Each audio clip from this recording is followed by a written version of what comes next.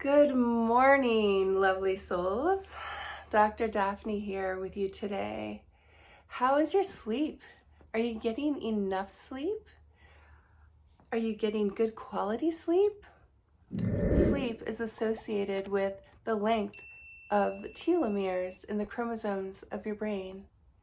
And a longer telomere is associated with longevity, longer life. So our quality and quantity of sleep affects our entire life and how long it can be. So I want to encourage you to have really good sleep hygiene, take care of yourself from the inside out and from the outside in. And that includes getting really good sleep. Sleep hygiene is not just taking a shower before you go to sleep or a hot bath, although that can be nice and sometimes that can help soothe you and relax you. But sleep hygiene is having a consistent pattern or habit before you go to sleep. And it helps your body know, hey, it's time to start going to sleep when this thing starts to happen. If you do this for 21 days, for example, after a month or so, 21 days or so, your body will start thinking, oh wow, it's this time of day or night, and I've started to do these things. I bet it's going to be time to go to sleep in an hour or so. So some examples of what you can do for sleep hygiene is it could start earlier in the day. At noon, for example, don't drink any coffee after noon or after that 1 cup in the morning if you're very sensitive to caffeine.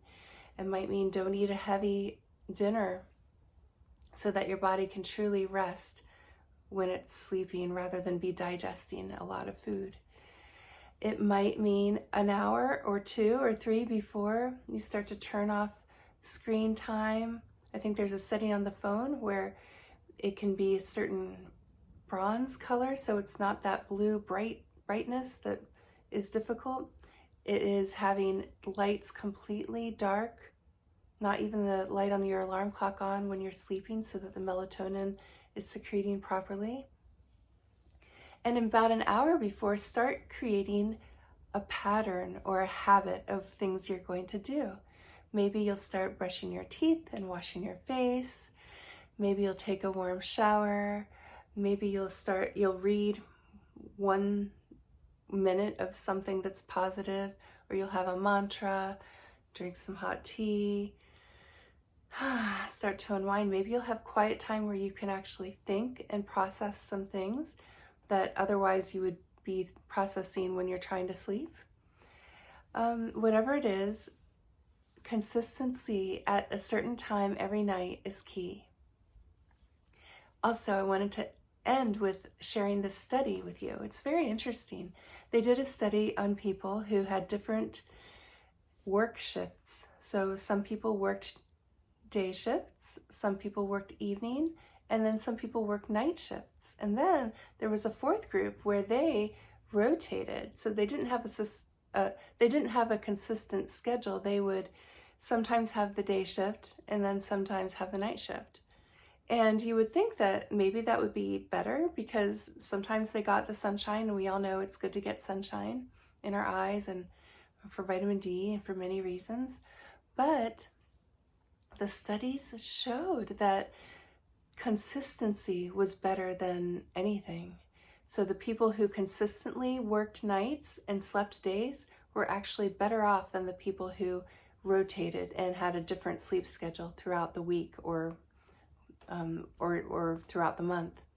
So consistency, super important. Not as important as, hey, do I have to go to sleep at 9 o'clock every night or 2 o'clock a.m.?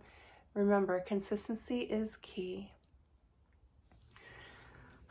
So have a beautiful day, whatever you're doing, and take care of yourself, nurture yourself, even during the 8 hours of sleep that you hopefully get. 8 out of 24 is 1/3 of our life.